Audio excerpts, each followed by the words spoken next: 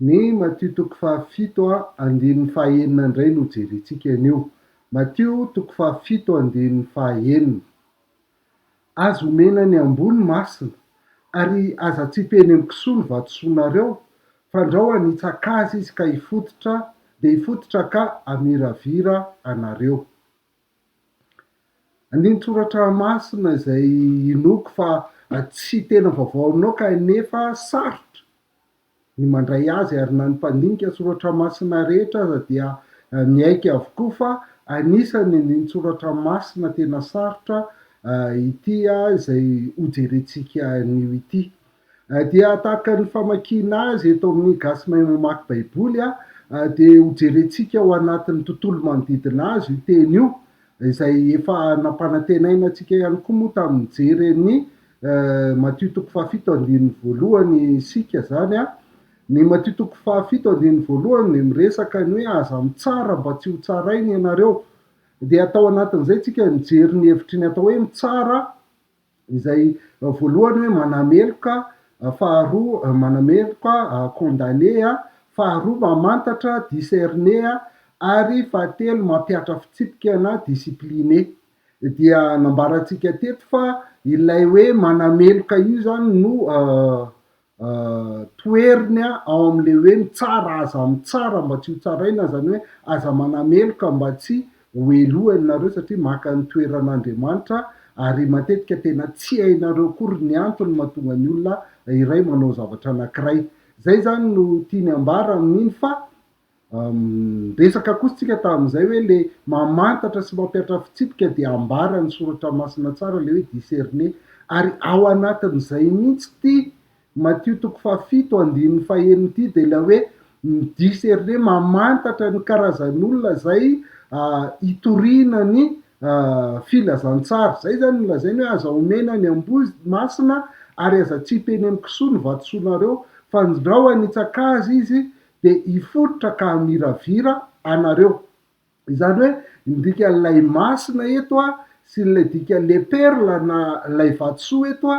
dia lay filazantsara zany no tiany ambara ao anatin'io. Le fampianarana tsara avy amin'Andriamanitra no tiany ambara hoe aza omena ny ambony omena ny kisoa reo, mazava ho azy fa tsy alika na kisoa arabaky teny akory ny tiany horesahany eto fa le karazan'olona, ary mila fantatra ny karazan'olona ampitaina ny filazantsara marina fa ny teny Jesosy Kristy hoe ambarao amin'ny olombelona rehetra ny filazantsara, ataovy mpianatra ny firenena rehetra, kanefany misy ny karazan'olona zay mila fantatra hoe sao de ambona kisoa reto, ka midikany hoe kisoa sy alika zany ao amin'ny soratra masina rehefa mijeritsika dia ny petera faharoa toko faharoa andininy faharoa amby roapolo dia manambatra azy roa tsara, miresaka azy roa tsara ary manazava ny hevitra zany hoe kisoa sy alika zany. Zao ny ambaran'ny Paoly ao anatin'io hoe efa mihatr'aminy io abolona marina hoe ny ambony miverina indray amin'ny lony ary ny kisoa vavy efa sasa dia nihosom-potaka indray. Efa natao teto amin'ny gasy MNB ny fampianarana momba ny secte dia tamin'izay no nijerena an'io hoe miresaka an'ireo olona zay mpitarika secte mpampianatra diso hipetera ao anatin'io, ka ary amin'ny andininy faharoa amby roapolo azafady ilay petera faharoa toko faharoa no ahitantsika an'io tenenany an'io hoe matetika reny olona ireny dia miverina indray amin'ny lony, zany hoe ohatrany efa nialany lay faharatsiana fa ohatrany nanantona filazantsara izy kanefany kay tsy niova izy fa mbola nijanona ao am-bo ihany dia niverina tamin'izay faharatsiana zay izy. Tahak'izay koa ny kisoa vavy ohatrany hoe efa nisasahana izy dia ohatrany efa madio izy kanefa tsy niova izy fa mbola nijanona ho kisoa ihany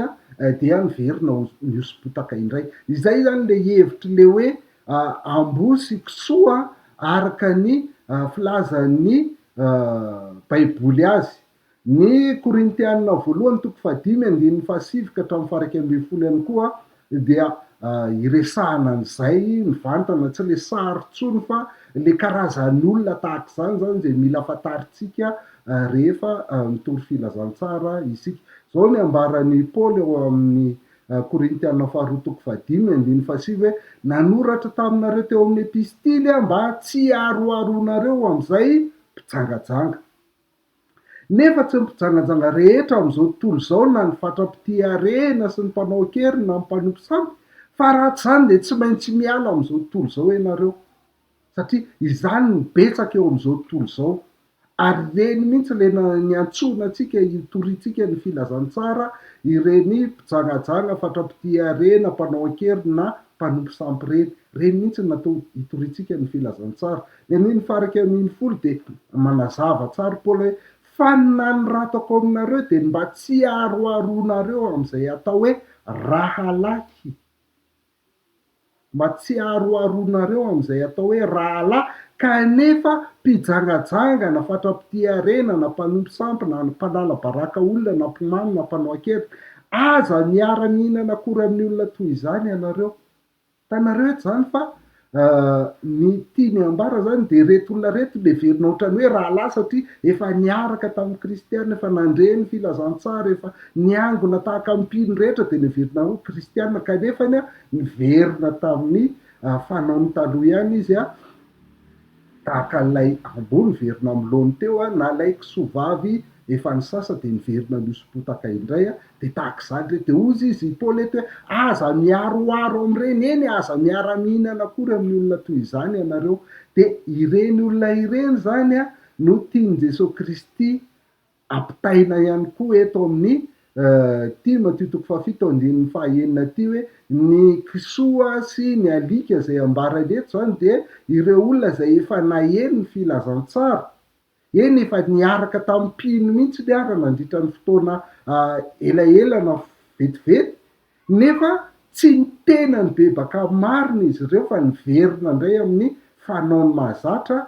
dia rehefa aveo reny olo reny ozy izy de aliratsira ny filazantsara, manitsaka lay masina na ilay perla zay nomena azy, ka de ifototra aminao lay mitory indray zany de amiraviranao izy anenjika anao izy, anaratsy anao izy hiapanga anao izy ao anatin'izay vokatra zay. Zay zany ny zavatra tiany Jesosy Kristy ampitaina eto dia hitatsika izy ihany koa zay amin'ny ambaran'ny Paoly amin'ny Titosy toko fahatelo andininy fahafolo, Titosy toko fahatelo andininy fahafolo hoe izay mpanao hevi-diso rehefa nanarinao indray mandeha na indroa de ialao, aza insistena tsony nitoriana amin'iny foana fa tena efa nivadika izy tahaka an'ireo zay nitarika secte ary amin'ny Petera faharoa toko faharoa, dia efa diso mihitsy ny fahazahoany ny filazantsara matoa tsy niraisiny dia ilaina ihany no mananatra azy, fa rehefa nanarinao indray mandeha na indroa izy dia ialao fa aza miady hevitra aminy na mandany andro aminy tsony, mbola betsaka ny olona mangetaheta filazantsara tsy nahare, aleo mandeha makany toy zay hiady hevitra, ho lany andro hiady hevitra amin'ny olona tahak'izany, satria ireny karazan'olona ireny le antsoina hoe amboa na kisoa eto. Hitatsika Jesosy Kristy imbetsaka fa ny anankiroa ihany no jerentsika ao amin'ny filazantsara, fa misy fotoana izy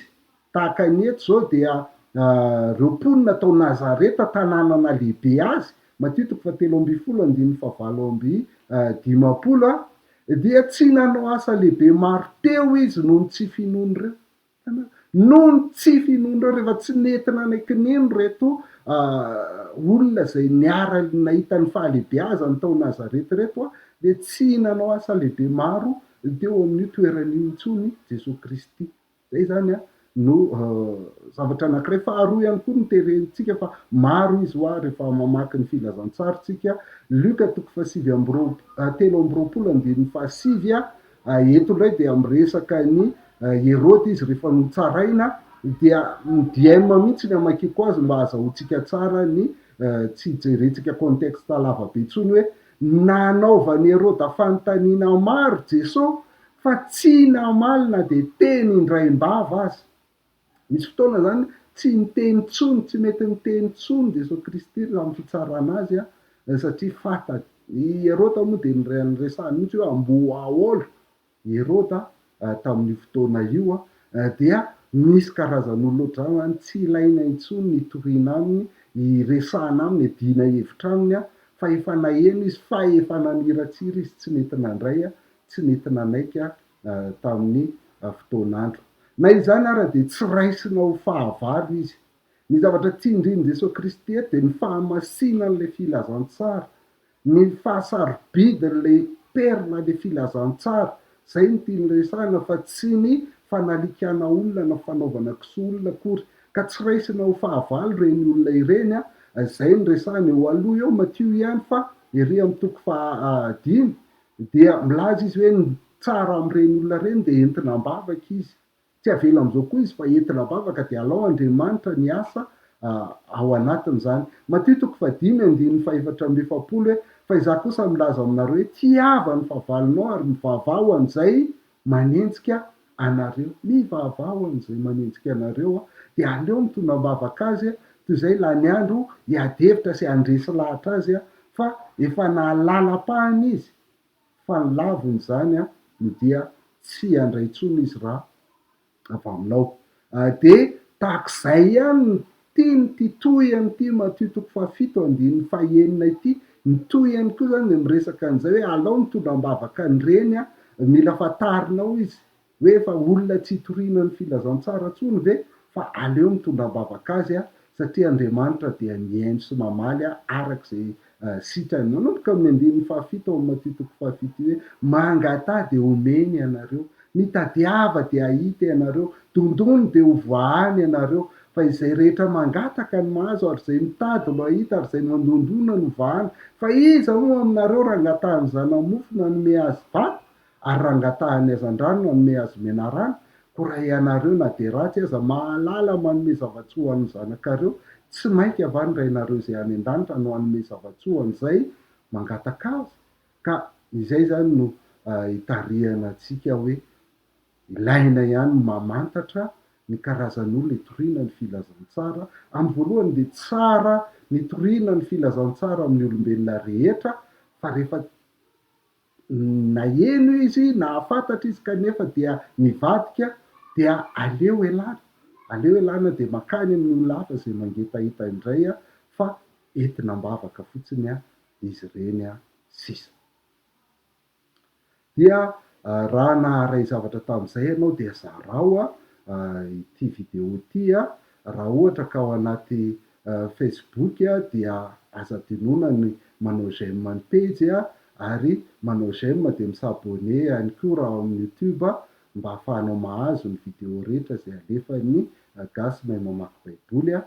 ary raha te hifandray aminay ianao raha te hanohana anay ianao dia aza misalasala miantso ny laharana hitantsika misoratra eo ambany